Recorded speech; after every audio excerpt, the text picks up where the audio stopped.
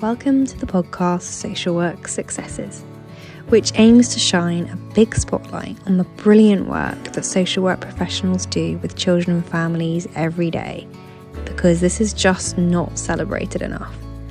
Practitioners will be sharing their stories, which will hopefully not only inspire others, but also provide some helpful learning in relation to factors that may have contributed to that success. You guys deserve far more recognition than this podcast can give, but thank you for listening and everything you do for the families you work with. Welcome, Iain, to the podcast Social Work Successes. I came across your work as you are a criminal defence barrister. Would you call yourself a barrister? Lawyer? Is the language different in different places? So I'm a lawyer, a barrister or advocate. They appear in the High Court. So I appear in the lower court, so I'm not as important as them. I mean, I think you're very important. That's why you're here today. So you shared a story on LinkedIn about a young person that you were working with and their story, and a little bit about the intervention that you'd had in terms of their court hearings. And you had spoken very much from a place of understanding them from their relational experiences, their attachment-based trauma, their past. And I just felt that was a really unique way of engaging in this work. And it feels quite rare that maybe the legal system takes that perspective.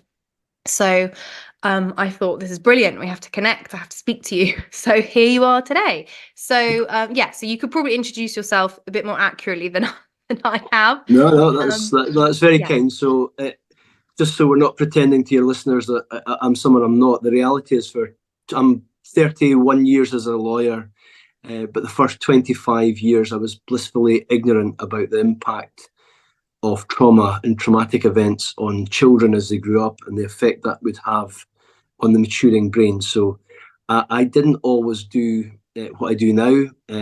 I did care about my clients. I did feel I was trying to help them, but I took for granted that they were addicted to heroin and they chose to do that, that when they got angry, they chose to do that. And when they didn't self-regulate, that was a choice. And now I know a lot better. I think I do a bit better in my job. But I think my previous understanding of people being responsible for their own actions was a little bit naive, when in fact, when horrors are imposed on children, then I think we as a society and a justice system ought to be a little bit more caring and a lot more understanding. And when you start seeing people, as you'll know in your own job, you treat them differently. It's not a case of feeling sorry for them, but you're definitely more empathetic. And when you engage that, I think it changes how you act as a professional. I'm still a lawyer. I don't try and mother my clients, but when you see someone's pain and you understand it, then you're more forgiving about what they do, so the bad things they do, but equally, I think you want to help them and maybe set them on a different path. Brilliant. Okay, so today we're going to hear about a kind of anonymized young person that you worked with. We'll hear a little bit about his story, but we might also just look more widely to thinking about the judicial system and maybe any other people that you've worked with that kind of links in with some of the things that we're going to be talking about. So I guess, first of all, could you just give an overview of this story?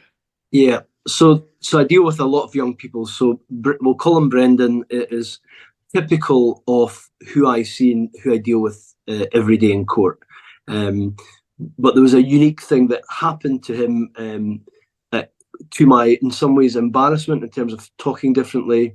But he was a young lad who grew up in the west of Edinburgh, in a fairly deprived area. From birth, his father wasn't on the scene.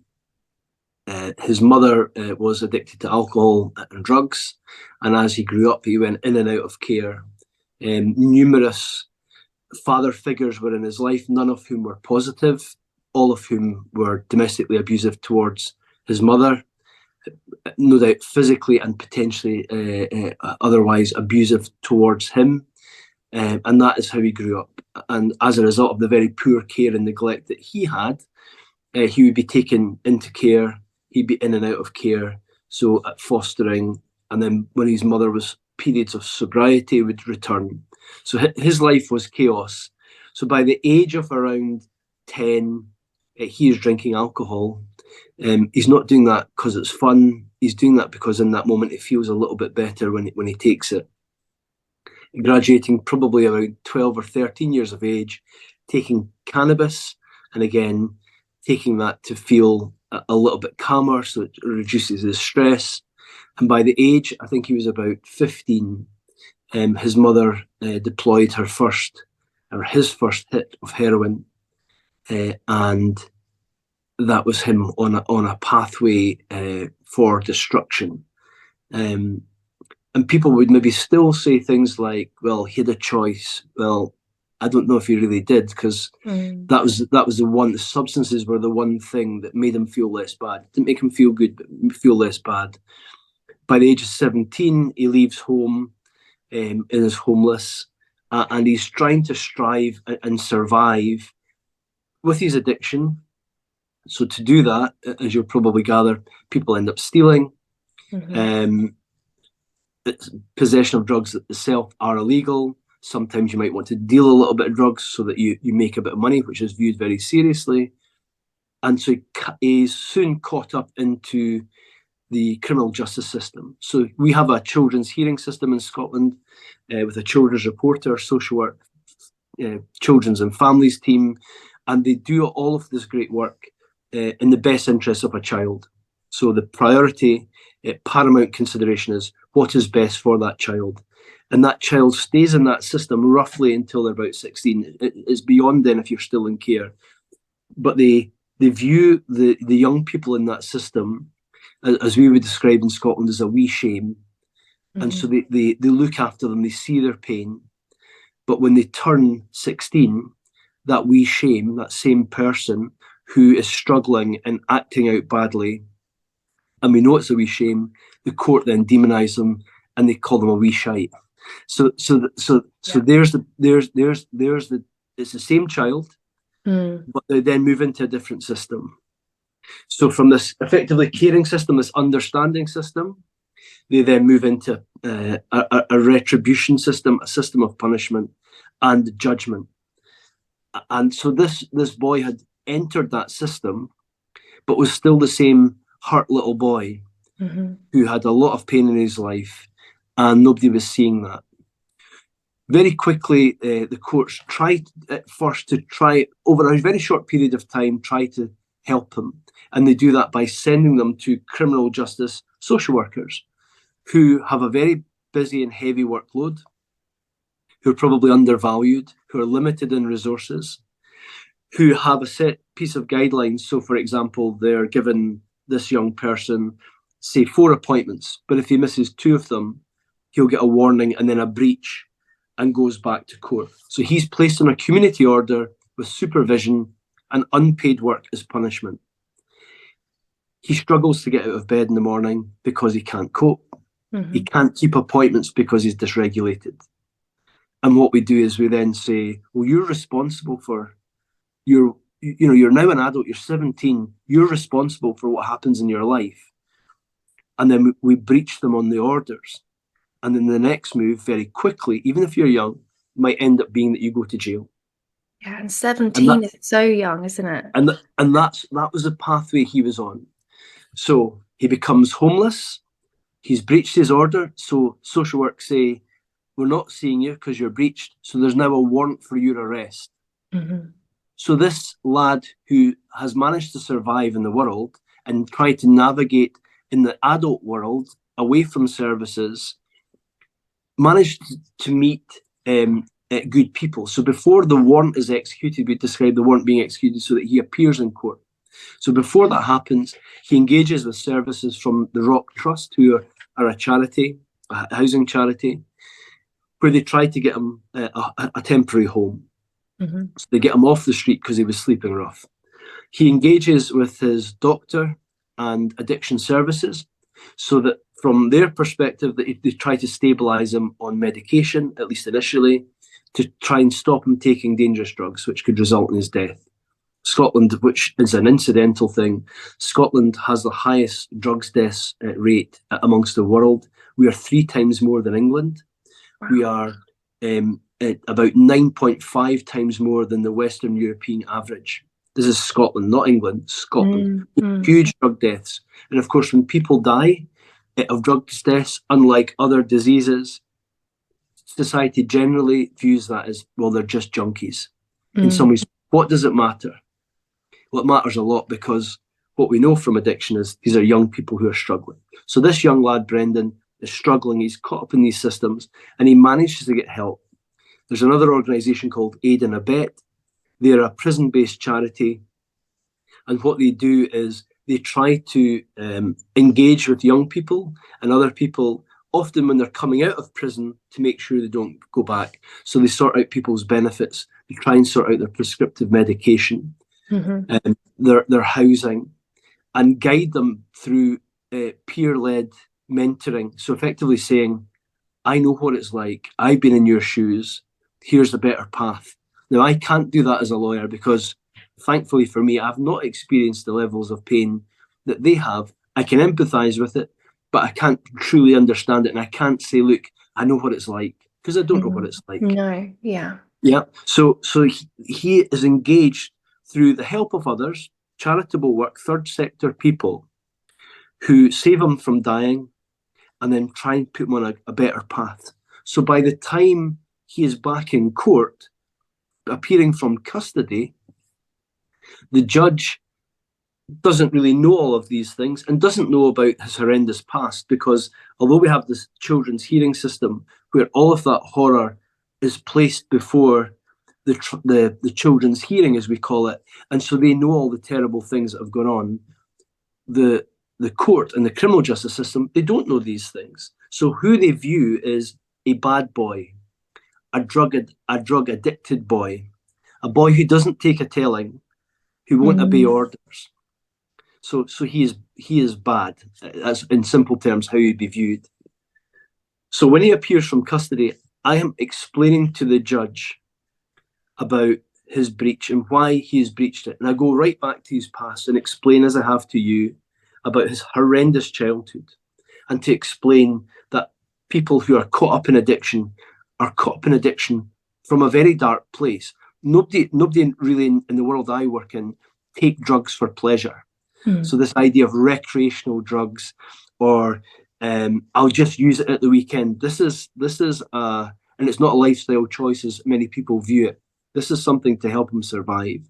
Yeah, And I mean, it actually becomes like an attachment figure, you know, and I've heard young people talk in that way, that actually, you know, when I needed support, when I felt down, when I was hungry, when I had no money, then the drugs were there for me. It's almost like the drug becomes that, like you said, survival and an attachment figure. Yeah, which is horrendous. But, you know, if you're not really part of that, you don't see it close up, then you don't understand it, in my view. So explaining it to the judges to shine a light on who this wee boy is, and to say, here he is. But in addition to that, I then went on to explain to her in a very busy court all the great things that he'd managed to do on his own. So in some ways, this idea of personal responsibility or picking yourself up, he'd actually managed to do that despite all the horrors, with the help of others, and explained about his housing, the assistance with housing, the Rock Trust, Aid and Abet, his engagement with the general practitioner, his engagement with addiction services, how he'd sorted out his benefits. So effectively, his life was on a positive path. And the judge, they sit up above us in court. So the judge looks down on you and the accused person, and she sort of squinted her nose at me and said, what are you asking me to do? And I thought, well, she asked me a very open question. So I said, sort of in a very quiet voice, I want you to praise him. And I thought she hadn't heard me, because she just went, what? As in, it turns out she was astonished. But I thought she hadn't heard me. So I boomed, I want you to praise him. And she went, praise him? I'm thinking about jailing him. And I said, well, have you not just listened to what I've just told you about his life? Why would you think about jailing a young boy with such horrors? Why, you've explained to you why he didn't comply, and I'm explaining to you what he's doing now. That's worthy of praise. Anyway, she allowed him effectively his liberty for further reports from the social work criminal justice team. So he went away for 4 weeks. I managed to get a letter from his doctor, addiction services, the Rock Trust, Aid and Abet, all confirming what he had told me about the good work he had done. Mm. In the social work report, often previously, certainly beyond 6 years ago, there would be a glib reference or a whisper to someone's traumatic past. And it would usually be in the form of, it had quite a difficult upbringing. Mm. And that wouldn't even begin to explain the pain. And you know that, obviously, in terms of what you do. So it wouldn't begin to explain, but that's how it used to be. But in this report, they shone a light on exactly the upbringing I've explained to you. Mm-hmm. So as I got into court and the young lad is in the dock, I've got my fancy gown on and I'm ready to fight the judge. And she told me to sit down and not to speak. And she ordered the boy to stand up. And for 10 minutes, she praised him. And it was, for me, it was a huge moment. I got very emotional about it, even emotional thinking about it now. Mm-hmm. And it was, for the first time, I'd seen a judge truly see someone. Mm. And she got it, and she wished him well. And she said how brave he had been in doing all of these things. And as he left the court, he said, Iain, nobody in my life has ever spoken to me like that. Nobody's made me feel good about myself. And I thought how sad that was, but also it gave me hope for not only him in that little moment, it gave me hope for the judge, because I realised the judge going forward, at least with him, would see that, but would probably start seeing other people's pain. And yeah, so the epiphany for me was to be brave enough effectively to say that, because when you start talking differently in court about love, about compassion, about empathy, about giving people hope, it sounds a bit wishy-washy in my world, because in my 25 years up to that point of being a lawyer, there would be very dark humour. It'd be what we describe as gallows humour, that in order to survive the horrible things we're talking about and dealing with, we would try to add humour to it and be quite dark about it. You're talking in that way about feelings and softer stuff would be viewed dimly. And so it was an odd thing for me to say about praising someone. I did feel odd in saying it, almost embarrassed. It was a little bit like the first time you wore a mask in the shop during COVID. You were very conscious of the fact, and then it became normal. So now for me, this type of language, this shining a light on people, is normal.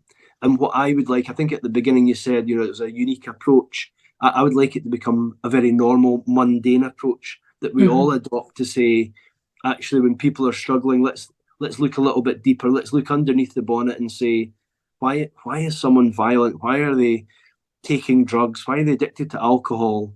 And you don't really need to look that far to see the hurt and the scars.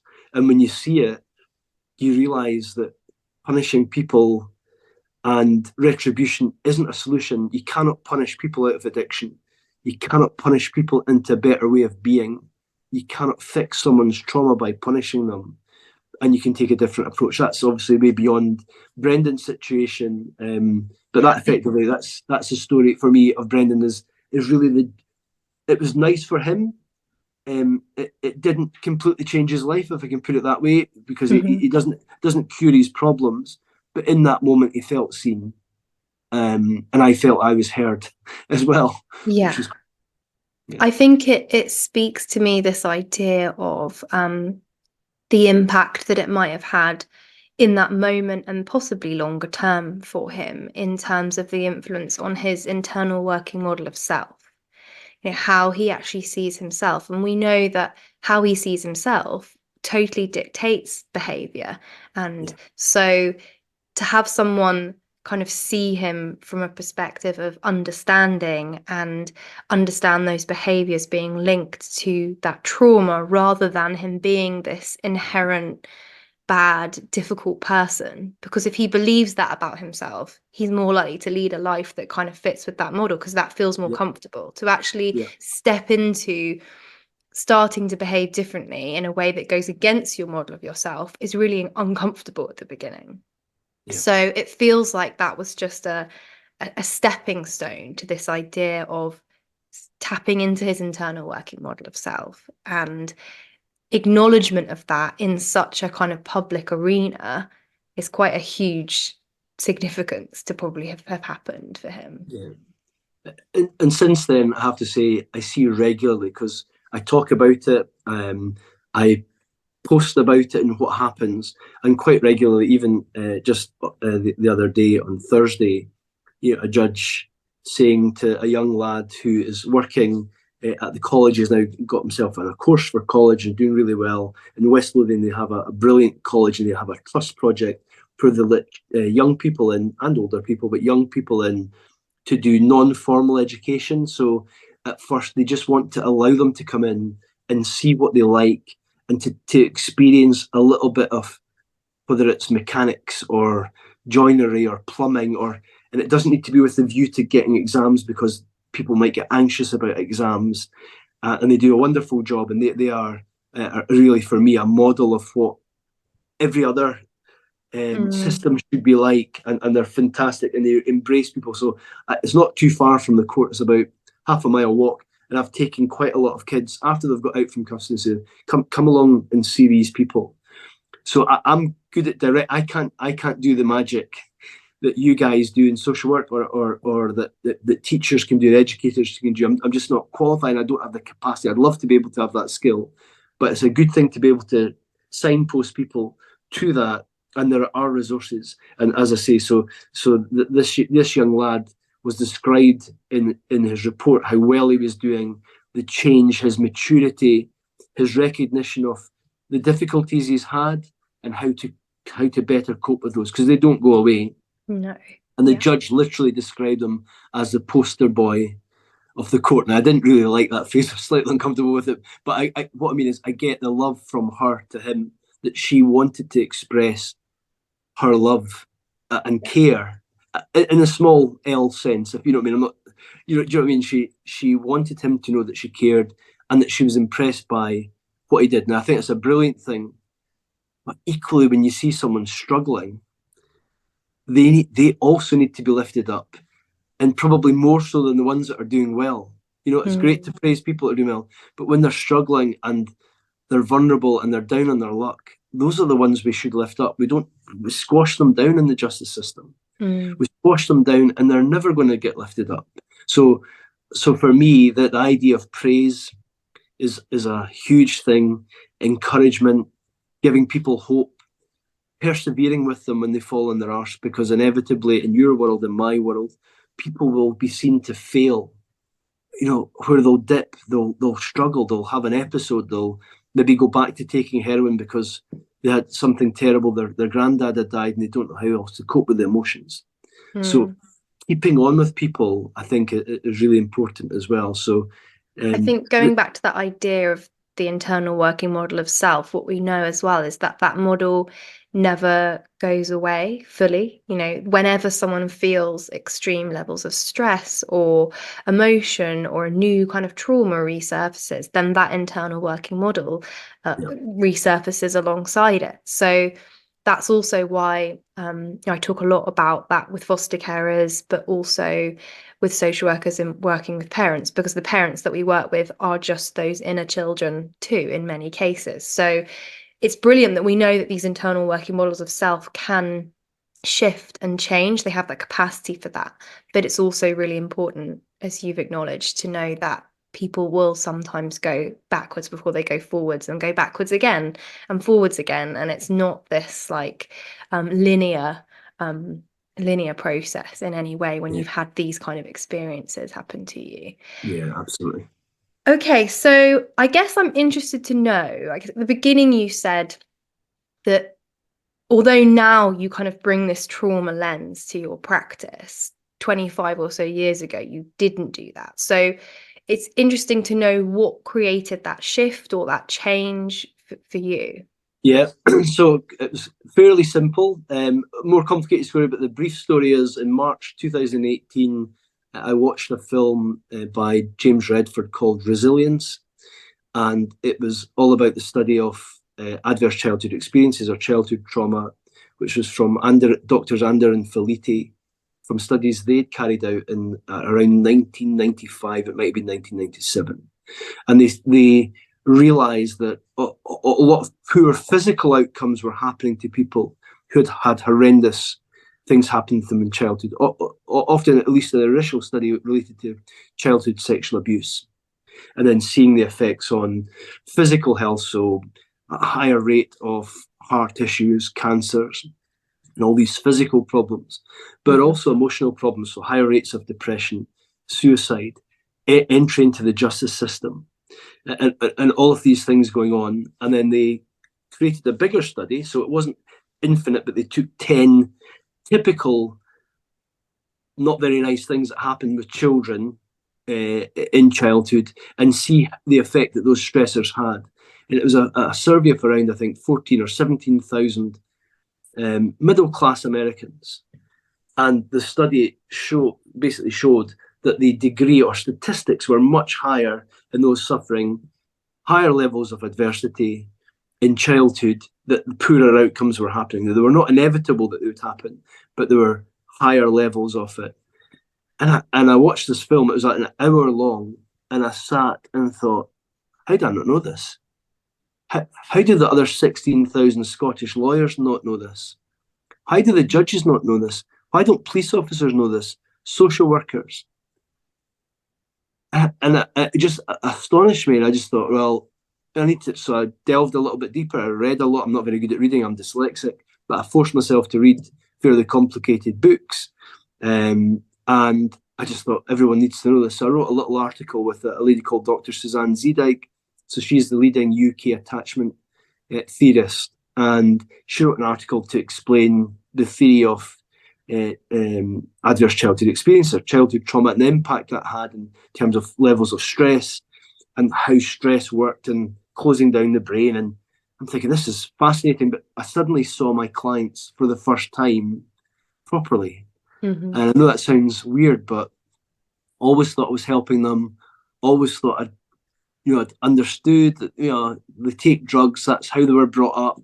That was a choice, but it was a lot deeper than that. So it was something biological, in terms of biological science, that effectively you are badly affected by the stress that you suffer in childhood, and that you then, as a young adult and as an older adult, it just doesn't go away. So the 53-year-old heroin addict who was sexually abused at 8 is still living that trauma in their adulthood and nursing it by drugs or alcohol. And I was ashamed that, to be honest, at first I was ashamed, but then I thought, right, well, I didn't know what I didn't know. And then I thought everyone else needs to know. So effectively, I then embarked on a campaign along with others to say, we need to know this stuff. And it's the big thing for me, Alice, is that us as professionals, whatever we do, social work, lawyers, judges, police officers, that actually the change that we keep saying to young people, you've got to change, you've got to do better. The reality is, us in our little systems, we've got to do better. We've got to change. We've got to gain knowledge of stuff that we don't know about. And then when we do know about it, that actually we change what we do. So all this sort of buzzword about being trauma informed, it's all very nice. But actually, if you're not trauma responsive, if it's not going to change what you do, it's irrelevant. Because if you're not changing with that knowledge, and I think there's something wrong with the system. And in Scotland, fairly recently, it led, effectively, the campaigning and the recognition of trauma led to the Sentencing Council, who are a body who advise judges what really you should do in a certain circumstance. So for young people, it used to be young people in Scotland were classes under 21. They're now classes under 25 to reflect the malleable brain. That if you're under 25, the primary course the court should take is rehabilitation, not punishment, is a big win. That in looking at someone who's under 25, the court should take account of care experience, communication needs, their mental health, addiction issues, adverse childhood experiences, childhood trauma. And it was like a small miracle, because Absolutely. That is now embedded in a system which, by and large, is retributive. Scotland, again using statistics, has the highest prison capacity pro rata in Western Europe. We're bigger than England. We're bigger than all the other European countries, the Western European countries, because we run out of ideas what to do with people. We run out of resources. And judges are then stuck. One judge said the other day, for a girl who had lost a child in 2022, she gave birth to a child who I think survived a couple of hours. And she was abused when she was young. So she relies on heroin. And the police and the court ordered her to stay in her house between certain hours. And on 3 occasions, the police see her outside of her house crying. And she waves them down and she said, "I'm really struggling. You're meant to be in your house." "Yeah, I know, but I'm upset. I'm thinking about my baby and I'm not coping." They arrest her. She appears in court. She's breached her bail. We get to court with all these orders. She'd done a couple of other things, stealing, which is not acceptable, but the judge is saying she can't do these orders because she doesn't comply. She won't take supervision. She's not getting assistance with her drug abuse. I have no other choice but to jail her. I think, well, you do. You can just let her go. Because if you know what she's been through, why do we, when we run out of ideas, think that prison is the answer? Prison is like it's a stopgap, isn't it? It's like, okay, and then yeah. So in fairness to the judge on that day, and this was only a couple of weeks ago, he didn't jail her. He's allowed her out for good behaviour. Inevitably, she probably won't stay of good behaviour because she struggles. She's not causing major harm in the community. She's not a danger to people. She doesn't make me feel unsafe. She doesn't make anyone else feel unsafe. And when you know the terrible things that have happened to her, then why wouldn't you want to say, I know you might not obey all the rules, and I'm not saying that's okay, but actually we're just going to let you, we're not going to jail you. And where does a judge stand on being able to make an order that might include some sort of therapeutic intervention or rehabilitation? I mean, again, even that in itself, someone has to be accepting of that. They have to be out of that place of denial. They have to be, in a place of being able to accept that. But how is that common for that to happen? Is it difficult for it to happen? Yeah, so it's common. So she's had, over the years, she's under 25, but she's been in the system a long time. And they've tried all of that. So effectively, it wasn't that they were just saying, we can't be bothered with her. They were saying, we've tried all of that. It didn't work because she's still taking drugs. And you're like, well, the drugs aren't the problem. The drugs are her solution. It's a bad solution. The problem is what's underneath the drugs. And that becomes more difficult because the truth is, we can't, in quotations, fix people. There's no magic wand to it. It's really difficult, and people can go for therapy and they can get counselling and peer mentor. But the truth of it is, when trauma is so ingrained and is so deep, that there's no easy fix. But certainly what isn't a fix is to give up on them. It's not a fix to punish them. It's definitely not a fix to send people to jail. And, I get people's patience runs out. But again, for me, in a balancing scale, if someone's really been badly let down, because the reality is that although they're let down by their parents, that's the simple view. That's, if they say we blame the parents, that's easy for a society because then it's someone else's fault. But the truth is, we fail people as a society, and then we demonise them. And that's where I think the conversation should lie, is that we're all responsible for the children. That effectively we all have a group responsibility. And when things go wrong in their lives, whether by parents or a third person or by neglect, or it might not even be a parent's fault. It might not be that the parents done anything wrong. They might have been incapable for whatever reason to fail a child in a healthy upbringing. That we don't demonise that child, that we take group responsibility and say, let's try and make that person's life better, or try and improve it, or stay with them.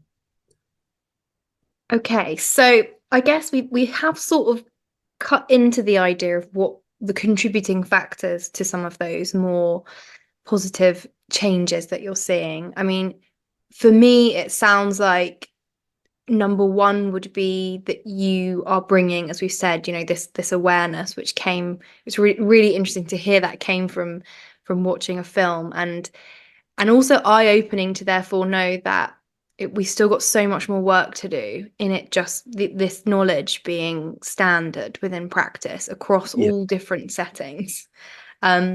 So yeah, but I guess for you, what would you sum up for thinking about that specific story that we started with that contributed to that more kind of positive moment for him? Yeah, obviously saying things out loud that are true, shining a light on people, I think is really important. Not to embarrass them or shame them. Obviously, just you have to be careful in that, and allowing others to make the decision. So although I was inviting the judge to praise the boy, and she didn't do it right away, ultimately she reassessed that and she changed. So the biggest change wasn't in the boy, the biggest change was in the judge. The success was in the judge realizing what she had to do. And she came to that conclusion herself. I may have advocated for that almost in a cheeky way, but she did the right thing. And the benefit to the boy in that moment was big. And as you say, maybe longer term, because he still struggles, to be honest. It wasn't a miracle cure. He still struggles, but he remembers that. And it may be that faith that the judge showed in him might help him come away from addiction. I don't know, but I guess the judge might take that into her other hearings, other young people that she's working with, and yeah. Okay. She most certainly has, yeah. So yeah. Brilliant. So my last question for you is, what do you love most about this job that you're doing? So I've always loved my job. So as I say, about 31 years as a lawyer. I loved it for the first 25 years. But I'm maybe becoming a bit jaded. And then this knowledge, as I say, or information that I got completely changed my working life, changed my personal life, changed what I do. And so I guess what I like now is I've always liked dealing with people, but I really now appreciate who I'm dealing with and seeing each day. It's not always easy. I don't always get it right. I'm not perfect. I sometimes get annoyed with clients who, you set them up with all these great things and then they fail. And then in your head for maybe a split second that you feel like they've let you down, which is wrong, absolutely wrong. But so as I say, there's still loads of learning for me to do. So I've had to be careful not to try and be a hero and rescue people, because you just can't do that. Okay. Yeah. So I do enjoy my job. As an answer to your question, I love my job. No, by the way, nobody gives the short answer to that question. Yeah. But I think that's because everybody is so passionate about what they're doing. They can't just, give a tiny answer to that one. God, there's so much work to do, isn't there? There's just so much work to do. It can seem overwhelming or too big, but actually we just have to do what we can do. That's all we can do. And as I say, I tried to make it wider by speaking to policymakers or MSPs or doctors. I've got various talks. I'm going to be doing 12 talks between now and the end of May, and it's just that's all I can do. I can just do a little contribution, but if everyone else did that, then then we'll get somewhere. And I can see things changing, which in a short space of time is great, and it hopefully will change for the better. But yeah, I won't give up. No, me neither. Thank you for listening. This podcast is really in its infancy phase, so please do like, share, subscribe, tell your colleagues, tell your managers, tell anyone else that you think might benefit. Thank you.